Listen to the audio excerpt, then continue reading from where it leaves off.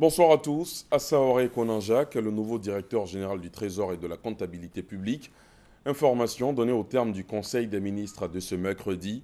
Avant cette nomination, l'homme occupait jusqu'à ce jour le poste de directeur général adjoint du Trésor. Il est arrivé en tête à l'issue d'un appel à candidature public conduit par un cabinet international qui a vu 39 dossiers de candidature réceptionnés. Le Conseil a aussi salué les résultats du CEPE en hausse par rapport à 2015. On en reparle dans le 20h. Hier mardi, le Premier ministre Daniel Kablan-Duncan a inauguré l'agence emploi jeunes de Treichville. Le bâtiment est destiné à accueillir les demandeurs d'emploi et les entreprises de recrutement. La nouvelle agence couvre les communes de Treichville, Marcory, Komassi et Port-Boué, tout Abidjan Sud. On reviendra là-dessus évidemment dans la grande édition. Des réfugiés ivoiriens en exil en Guinée-Conakry suite à la crise post-électorale ivoirienne sont rentrés hier. Ils sont au nombre de 35 et ont été accueillis à leur arrivée par la ministre de la Solidarité, de la Cohésion sociale et de l'indemnisation des victimes. Reportage. Aéroport international Félix Houphouët-Boigny d'Abidjan. Il est 19h quand l'avion transportant 35 réfugiés ivoiriens en provenance de Guinée-Conakry se pose sur le tarmac. Pour les accueillir, le ministre de la Solidarité, de la Cohésion sociale et de l'indemnisation des victimes, Koné Mariatou, venu souhaiter la bienvenue à ses frères et sœurs qui avaient choisi le chemin de l'exil.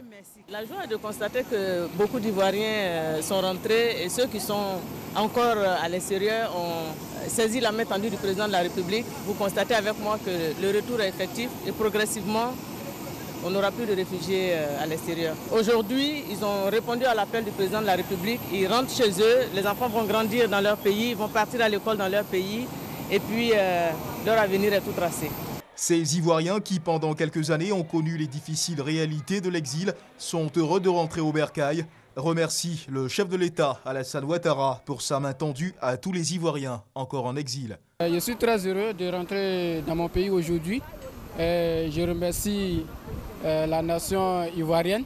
Je remercie aussi le peuple guinéen qui nous a accueillis à bras ouverts et que la paix soit toujours en Côte d'Ivoire. Un retour organisé par le HCR, le Haut Commissariat aux réfugiés, en collaboration avec le Sahara, le service d'aide et d'assistance aux réfugiés et apatrides. Nous espérons que cette première va augurer d'un retour massif de près de 7000 réfugiés qui sont encore sur le sol guinéen.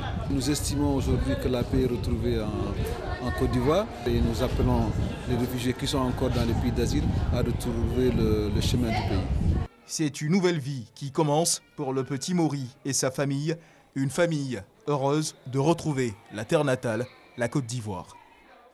Il faut mettre de l'ordre dans le secteur des auto-écoles. C'est à cette exigence que répond la suspension de 34 auto-écoles sur les 600 existantes. Les établissements suspendus ne sont pas en règle. C'est le président de l'Union nationale des auto-écoles de Côte d'Ivoire qui a porté l'information à la presse hier au plateau. Guillaume Coco est revenu sur les conditions à remplir pour être un moniteur d'auto-école. Vous en saurez davantage dans le 20h.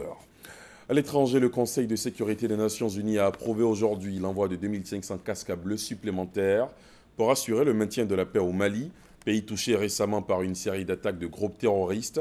Le projet de résolution présenté par la France et visant à renforcer les effectifs de la mission de l'ONU au Mali, MINUSMA, a obtenu l'approbation des 15 pays siégeant au Conseil de sécurité.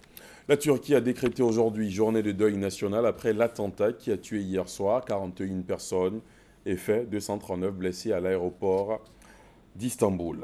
En France, le gouvernement a avancé des pistes d'assouplissement de la loi travail alors que Manuel Valls et Myriam El Khomri mènent aujourd'hui et demain une série de rencontres bilatérales avec les syndicats et les organisations patronales. Si l'article 2 ne fait pas l'objet de compromis, le gouvernement va proposer de revoir l'article 13 du projet de loi qui porte sur le rôle des branches. Et puis, pour terminer, moins d'une semaine après le choc du Brexit, les dirigeants européens se sont retrouvés ce mercredi sans leur partenaire britannique pour tenter de donner une nouvelle impulsion au projet européen.